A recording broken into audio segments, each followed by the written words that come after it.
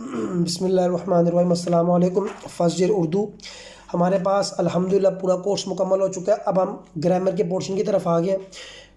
Grammar کے portion کے اندر 20 number لینے کے لیے آپ کو یہ ساری چیزیں آنی چاہیے۔ ڈیٹیل ویڈیو میں نے چینل پر اپلوڈ کر دی ہے، لازمی سبسکرائب کیجئے، اس کے بعد ہمارے اکاؤنٹ کو بھی فالو کریں۔ الحمدللہ آپ کو نہ صرف ہم نے انشائیہ میں کروایا بلکہ مروزی کا بھی جو ہے نا ڈیٹیل کے اندر سارا میں نے سمجھا دیا ہے، کس طرح آپ ایزیلی یہ چیزیں کر کے اپنا 20 نمبر کا پورشن سولو کر سکتے ہیں آسان سے انداز کے اندر۔ قافیہ، ردیف، مطلع، مقطع، تشبیہ، استعارہ، یہ ساری چیزیں، یہ جتنا بھی میں نے پورشن لکھا ہوا میں نے ایک ایک ایگزامپل کے ساتھ سمجھایا اور بڑا آسان انداز کے اندر آپ کو ایزیلی سمجھ لگ جائے گا۔ ڈیٹیل ویڈیو وہاں پر جا کر دیکھنی ہے آپ نے۔ یہاں میں آپ کو ڈیمونسٹریشن دے تو کیسے ہم نے کون کون سی چیزیں تیار کرنی ہے۔ قافیہ کسے کہتے ہیں؟ غزل کا جو غزل کے شعر میں نا ہم آواز الفاظ جو ہوتے ہیں نا وہ قافیہ کہلاتے ہیں، یہ قافی ہیں، ٹھیک ہو گیا۔ ردیف کسے کہتے ہیں؟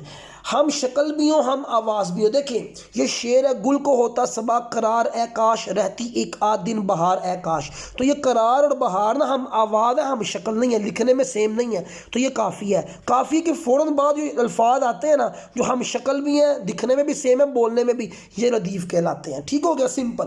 تو اس کے اندر ڈیٹیل میں اس کے آپ ویڈیو دیکھیں گے ڈیٹیل میں سمجھ لگ جائے گا۔ مطلع غزل کے پہلے شعر کو کہتے ہیں۔ کیسے پتہ لگے گا غزل کا پہلا شعر ہے؟ کہ اس کے اندر قافیہ بھی موجود ہو اور ردیف بھی موجود ہو۔ حسن مطلع غزل کا دوسرا شعر میں بھی اگر قافیہ اور ردیف موجود ہے وہ حسن مطلع کہلاتا ہے یا مطلع ثانی کہتے ہیں اس کو۔ اس کے بعد مقطع کہتے ہیں قطع کرنے کی جگہ، ختم کرنے کی جگہ۔ غزل کا آخری شعر مقطع کہلاتا ہے، لیکن شرط کیا ہے کہ شاعر نے اس کے اندر اپنا تخلص استعمال کیا ہو۔ سمپل میں آپ کو بتا رہا ہوں، تشبیہ کسی ایک چیز کو خوبی یا خامی کی بنا پر دوسری چیز جیسا قرار دینا، یہ اس کے ارکان ہے۔ ارکان کیسے پتہ لگوائیں گے یہ سارے میں نے ڈیٹیل میں بتائے ہوئے ہیں۔ مشبہ، مشبہ بہ، حروف مشبہ کیا ہوتا ہے، ایگزامپل کے ذریعے میں نے آپ لوگوں کو الیبوریٹ کیا ہے۔ اس کے بعد تلمیح کسے کہتے ہیں؟ کسی تاریخی واقعے کی طرف۔ اور استعارے اور تشبیہ میں کیا فرق ہے؟ زیادہ MCQ یہیں سے آتے ہیں۔